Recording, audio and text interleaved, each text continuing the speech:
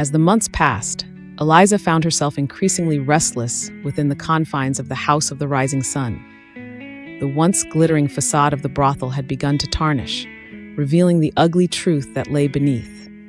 She watched as the other girls, once so full of life and hope, slowly succumbed to the despair that permeated the house. Madeline, in particular, seemed to be unraveling before Eliza's eyes. The spark that had once lit up her features was now a dull flicker, her smiles forced and her laughter hollow. Eliza tried to reach out to her, to offer comfort and support, but Madeline had retreated into herself, consumed by a darkness that Eliza couldn't begin to fathom. One night, as Eliza lay awake in her bed, staring at the cracked plaster ceiling, she heard a soft knock at her door. She opened it to find Madeline standing there, her eyes wide and haunted. "I can't do this anymore, Eliza," Madeline whispered, her voice trembling. "I can't keep pretending that this is the life I want. I need to get out of here, to find a way to start over." Eliza's heart ached for her friend, but she knew all too well the dangers of dreaming of a life beyond the rising sun. "Madeline, you know it's not that simple. Madame Claudine would never let us leave, and even if we did manage to escape, where would we go? We have no money, no connections." Madeline shook her head, a fierce determination in her eyes. "I don't care.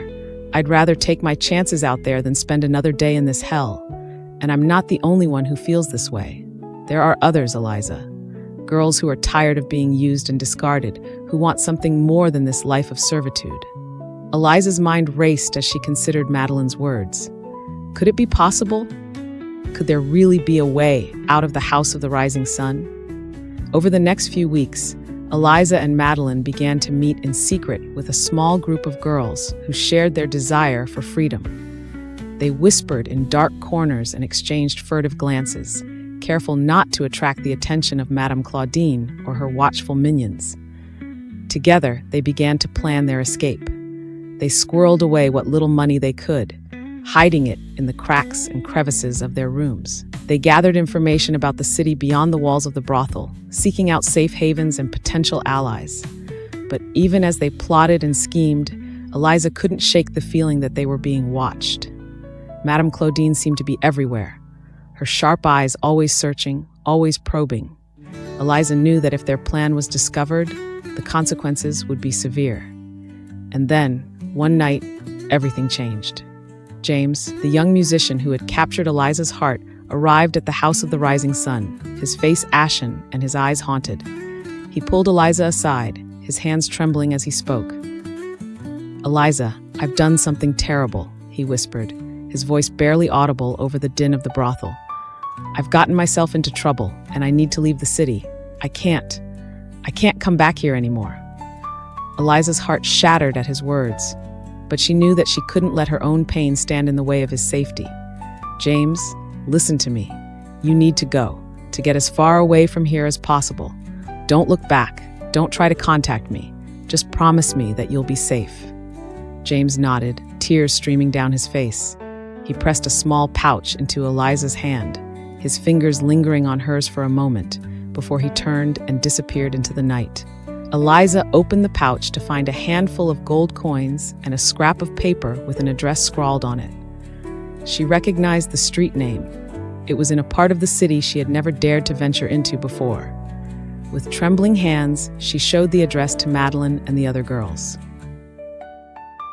They knew that this was their chance, their one opportunity to break free from the shackles of the House of the Rising Sun. Under the cover of darkness, they made their move.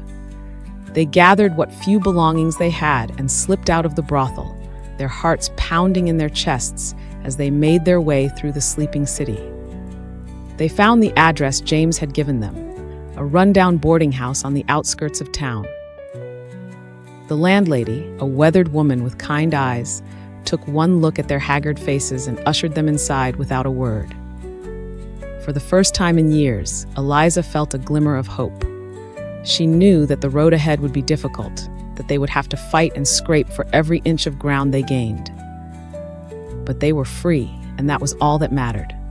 As the sun began to rise over the city, casting a golden glow across the rooftops, Eliza and the other girls stood at the window of their new home, watching as the house of the rising sun slowly receded into the distance. They had escaped its grasp, but they knew that its shadow would always linger, a reminder of the darkness they had left behind. And yet, as they turned to face the dawn, they knew that they had finally found the strength to write their own stories, to seize control of their own destinies. The House of the Rising Sun might have claimed a piece of their souls, but it could never take away their hope, their resilience, their unbreakable spirit. They were survivors, and they would never let the darkness consume them again.